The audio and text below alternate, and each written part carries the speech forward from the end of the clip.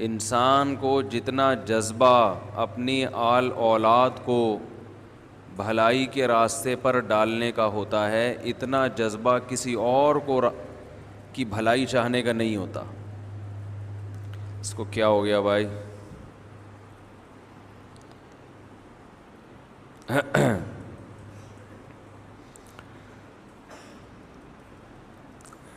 اس لیے فرمایا اپنے آپ کو بھی بچاؤ اور اپنے اہل و عیال کو بھی،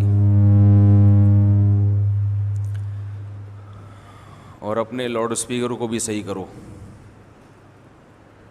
یہ بھی اللہ کا حکم ہے۔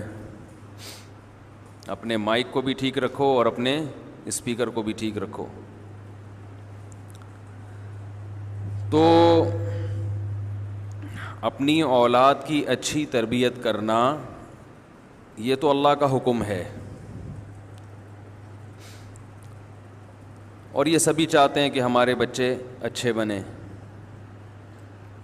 لیکن وہی بات جو میں بار بار کہتا رہتا ہوں، آپ کہیں گے اسی کو گھماتا رہتا ہے، کہ اچھے کی ڈیفینیشن نہیں پتہ کہ اچھا بچہ کہتے کسے ہیں، سمجھ رہے ہیں؟ یعنی ہمیں حکم ہے کہ اپنے بیوی بچوں کو کیا بنائیں؟ اچھا، مگر اچھا کہتے کسے ہیں یہ ہمیں معلوم نہیں ہے۔ ہمارے ہاں تو اچھے کا مطلب جو پیسے کما کے لائے، اس کے علاوہ اور کوئی مطلب بولو بھائی نہیں۔ محنت کرے پیسے کمانے میں، اور اگر محنت کرے پیسے کمانے میں لیکن کما نہ سکے تو بھی اچھا نہیں ہے۔ محنت نہ کرے مگر کمانا شروع کر دے، اتفاق سے کوئی لاٹری کھل جائے تو بھی بہت اچھا ہے۔ تو یعنی کمانے کی کوشش کرنا بھی اچھا بننے کے لیے ضروری نہیں، کمانا ضروری ہے۔ جو بچہ پیسے کما کے لائے، چاہے وہ کتنا ہی نالائق کیوں نہ ہو، کیسا ہی پاگل کیوں نہ ہو، ایک کسی کام کا نہ ہو، لیکن اگر وہ پیسے کما کے لا رہا ہے تو معاشرے کا سب سے اچھا بچہ، والدین کی آنکھوں کا تارا، بیوی کا سرتاج،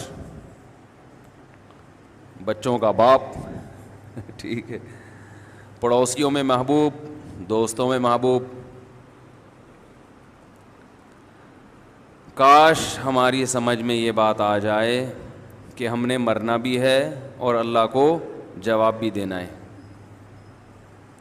یہ جو الحمد سے لے کے والناس تک اللہ نے قرآن مجید نازل کیا نا، یہ پورا یہی تو سمجھانے کے لیے نازل کیا کہ اچھا کیا ہے برا کیا ہے، یہ پورا تو یہی سمجھانے کے لیے نازل کیا ہے۔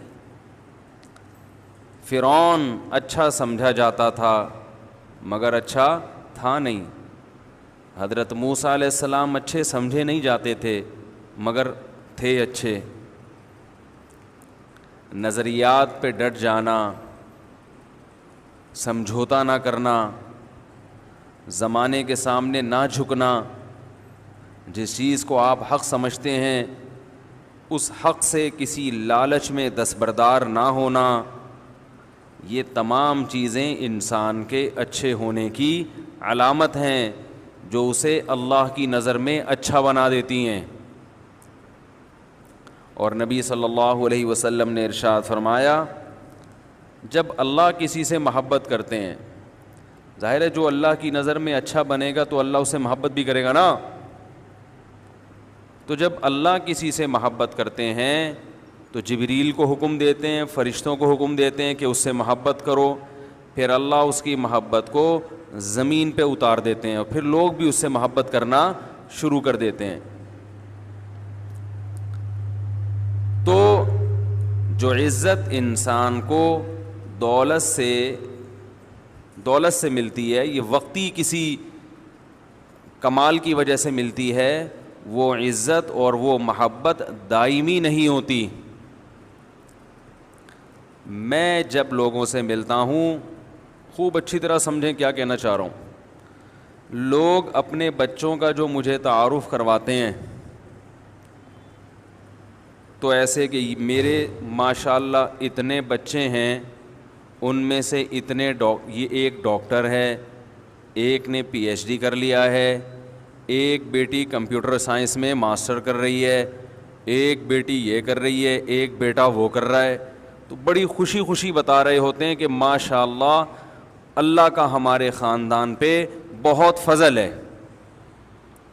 بھائی یہاں تک سمجھ میں آ گیا نا؟ یہ اکثر لوگ تعارف کروا رہے ہوتے ہیں جن کی اولاد ذرا اسٹیبل ہے. بعض لوگوں کا اسٹائل اس سے بالکل منفرد ہوتا ہے، وہ تعارف کروا رہے ہوتے ہیں حضرت 3 بیٹے ہیں، 2 بیٹیاں ہیں، ایک بیٹا وہ بے روزگار پھر رہا ہے، ایک کمبخت اسکول ہی نہیں جاتا، دوسرا گٹر کے ڈھکن پہ بیٹھا رہتا ہے ہر وقت، ٹھیک ہے نا، ڈبو کھیلتا رہتا ہے. بچی کا بھی یہ حالت ہے. بچیوں کے تو رشتوں کے لیے مسائل کھڑے ہو جاتے ہیں. تو یہ اپنی اولاد کا کیا کرواتے ہیں؟ تعارف. تو مجھے عادت ہے آبزرو کرنے کی نا کہ پبلک جا کدھر کو رہی ہے. بھائی دیکھو قرآن مجید میں اللہ کا ارشاد ہے وما ارسلنا من رسول الا بلسان قومی.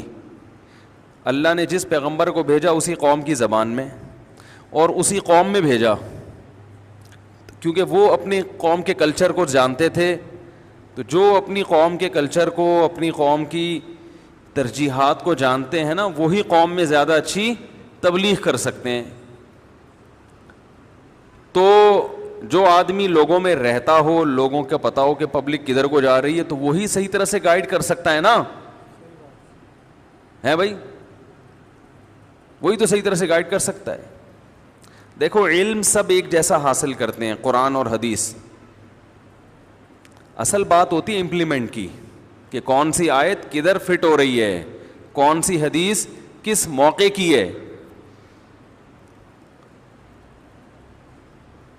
جو حدیث جہاں نہیں لگانی تھی وہاں لگا دی، جو آیت جہاں کی نہیں ہے کہیں اور لگا دی، تو معاملہ کیا ہوتا ہے؟ اس سے خراب ہونا شروع ہو جاتا ہے. تو لوگ تعارف کرواتے ہیں میرا بیٹا ماشاءاللہ ڈاکٹر بن گیا، میرا بیٹا ماشاءاللہ یہ بن گیا، میرا بچہ، میری بیٹی ماشاءاللہ کمپیوٹر سائنس میں ڈپلومہ کر رہی ہے. بڑے فخر سے بتاتے ہیں. میں بھی خوش ہوتا ہوں ماشاءاللہ. اللہ تعالیٰ آپ کے بچوں کو اور ترقی عطا فرمائے. مگر میں اس سے متاثر الحمدللہ کبھی بھی نہیں ہوتا، متاثر کبھی نہیں ہوتا کہ تمہارا بیٹا ڈاکٹر بن گیا، تمہارا بیٹا انجینئر بن گیا. اس لیے کہ سب سے پہلے تو بھائی یہ بتایا کرو کہ میرا بیٹا اچھا انسان بن گیا. اس کی طرف کوئی توجہ ہی نہیں ہے والدین کی. ڈاکٹروں میں تو فراڈی بھی ہوتے ہیں. میرا بچہ یہ کر دیا، میری بیٹی یہ بن گئی. تو بھائی آپ کی بیٹی اچھی انسان بنی ہے کہ نہیں بنی؟ کیا مطلب؟ وہ نماز پڑھتی ہے کہ نہیں پڑھتی؟ اپنے خالق کو پہچانتی ہے؟ وہ پردہ کرتی ہے؟ اگر وہ بے پردہ ہو کے ڈاکٹر بنی ہے کوئی فائدہ نہیں ہے. قیامت میں کہیں بھی نہیں آتا کہ ڈاکٹر جنت میں جائیں گے. کہیں ہے؟ سوری، قرآن میں. ارے بھائی قرآن میں کہیں یہ لکھا ہوا ہے کہ جن کے بچے ڈاکٹر بن گئے وہ لوگ جنت میں جائیں گے، جن کے بچے بیچارے بے روزگار ہیں وہ جہنم میں جائیں گے؟ کہیں لکھا ہوا ہے قرآن میں؟ ہے بھائی؟ جن کی بچیوں کی بروقت شادی ہو گئی ہے، جن کی بچیاں انجینئر بن گئی ہیں، جن کی بچیاں کمپیوٹر سائنس میں PhD کر رہے ہیں، وہ سب کامیاب لوگ ہیں. وہ خود بھی جنت میں جائیں گے اور ان کی بچیاں بھی کہاں جائیں گی؟ بولو نا، وہ بھی جنت میں جائیں گی. کہیں لکھا ہوا ہے؟ لکھا ہوا ہے. کوئی ڈاکٹر ذاکر نائک کو کال کریں، بھائی کوئی آیت نمبر ہمیں بھی بتاؤ یار. کسی کو فون کریں، کچھ پوچھیں، ہمیں بتائیں، ہماری نالج میں اضافہ ہو. یا کہیں لکھا ہوا ہے کہ آپ کا بچہ اگر اسکول میں فیل ہے تو کہاں جائے گا؟ جہنم میں. اس لیے آپ اس پہ ٹینشن لینا شروع کر دیں، میرا بچہ ہر سال کیا ہو رہا ہے؟ فیل ہو رہا ہے. تو بھائی یہ سب چیزیں اچھی ہیں، بہت اچھی بات ہے ترقی، لیکن یہ کامیابی کا معیار بولو نا نہیں ہے بھائی. یہ معیار ہی نہیں ہے، ورنہ غریب تو بیچارے دنیا میں بھی جہنم، آخرت میں بھی جہنم.